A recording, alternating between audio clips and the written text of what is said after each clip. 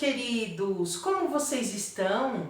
Espero que vocês estejam muito bem, pois hoje a nossa aula será muito especial. Hoje nós vamos falar um pouquinho mais sobre os povos pré-colombianos. Nós vimos até agora um pouquinho sobre a cultura, os costumes, sobre a história desses povos que povoaram as Américas antes da chegada de Cristóvão Colombo. E hoje nós vamos conhecer a história do chocolate e nós vamos saber o que esses povos pré-colombianos têm a ver com a história do chocolate. Vamos conferir? O chocolate é um alimento derivado da amêndoa fermentada e torrada do cacau. Consumido no mundo inteiro, é um importante componente da indústria alimentícia, além de ter um papel fundamental na economia de vários países. Sua árvore é o cacaueiro, planta típica de clima tropical, que encontra no continente americano, inclusive no Brasil, um ambiente ideal para o seu cultivo, em especial nas regiões do Espírito Santo e do sul da Bahia, em Ilhéus. O Brasil é o maior produtor de chocolate da América Latina e um dos maiores do mundo, ao lado da Costa do Marfim, Gana e Equador. Segundo os cientistas, o lar original do cacau ficava nas florestas da região do rio Amazonas, ou na região do Orinoco, na Venezuela. Cristóvão Colombo teve a oportunidade, durante sua quarta viagem à América, de conhecer os grãos de cacau, porém não lhes deu muita atenção. Os relatos dizem que os primeiros a consumir chocolate regularmente, por volta de 1500 anos antes de Cristo, foram os membros da civilização Olmeca, habitantes dos atuais México e Guatemala. Posteriormente, os maias e os astecas, povos da mesma área, desenvolveram o costume de beber chocolate, produto que para eles era considerado sagrado.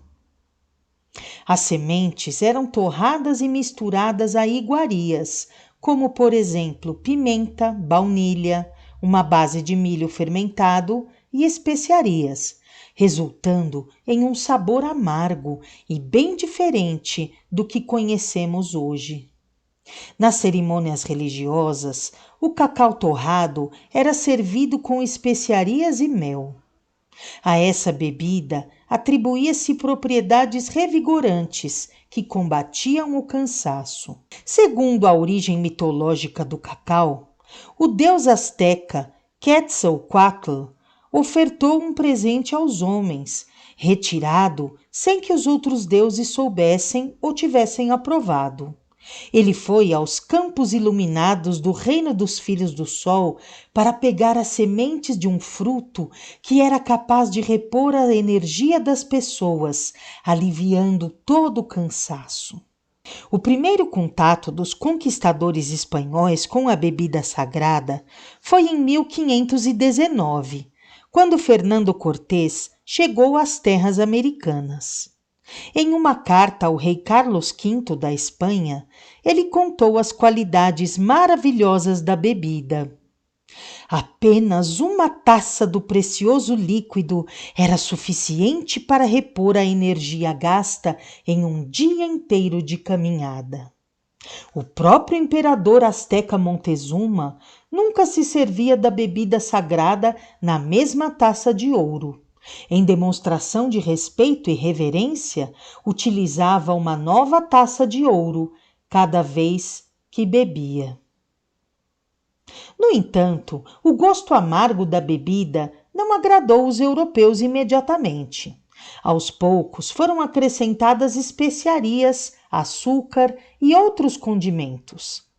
A bebida, então, passou a ser servida quente e acabou conquistando as cortes europeias, tornando-se um privilégio das elites.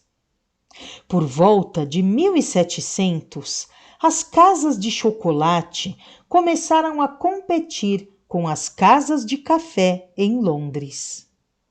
Em 1828, o fabricante holandês Conrad van Houten descobriu um método de extrair a gordura dos grãos de cacau moídos e transformá-la em manteiga de cacau. O hábito de comer chocolate em pedaços só se tornaria popular 20 anos depois, em 1847, quando uma firma inglesa, Fry Sons, começou a produzir chocolate doce em barras para comer, e não apenas chocolate em pó para beber, misturando o cacau moído com manteiga de cacau e açúcar. E foi na Suíça que finalmente surgiu a mistura consagrada de chocolate, leite e açúcar, dando origem ao chocolate como é conhecido até os dias atuais. A esses ingredientes são acrescentados cerca de outros 40 em frações bem pequenas, como castanhas, avelãs, frutas secas e etc. O chocolate é um alimento essencialmente natural, que dispensa aditivos ou conservantes. A gordura nele contida não oxida facilmente. Sua durabilidade alcança mais de 1 ano pelo seu baixo teor de água. Ainda hoje, a Europa é o principal centro de tecnologias ligadas à produção e ao consumo do chocolate. Vamos agora conhecer algumas curiosidades sobre o chocolate. Durante o século XVI, na Europa, o chocolate era considerado um remédio. Ele podia ser recomendado para casos de febre e até dores estomacais. O chocolate escuro, que deve conter pelo menos 35% de sólidos de cacau, é o mais saudável. Quando a porcentagem sobe para 70%, surgem notáveis benefícios para a saúde, como a redução do risco de desenvolver doenças cardíacas e o câncer de intestino. O chocolate branco não é considerado por muitas pessoas como chocolate, pois contém apenas manteiga de cacau, açúcar e leite. Você sabia que o período mais vendido de chocolate no mundo não é a Páscoa, mas o Dia dos Namorados? Os maiores consumidores de cacau do mundo são Alemanha, Suíça e Bélgica, com até 11 quilos de chocolate por ano por pessoa. Apesar de fazer a alegria dos humanos, o chocolate possui uma substância extremamente tóxica para os cachorros, podendo até mesmo levá-los à morte. A Nutella foi criada devido à escassez de chocolate após a Segunda Guerra Mundial. O confeiteiro italiano Pietro Ferrero precisava de uma boa ideia para lidar com a falta de cacau. Foi aí que surgiu a ideia de misturar avelãs ao seu creme de chocolate. E que ótima ideia! Quando falamos que o chocolate é sinônimo de felicidade, não estamos mentindo. Ele realmente ajuda o corpo a relaxar, diminuindo os sintomas do estresse, além de auxiliar na liberação do hormônio da felicidade, a serotonina, desde que ele seja consumido em pequenas porções, sem exageros.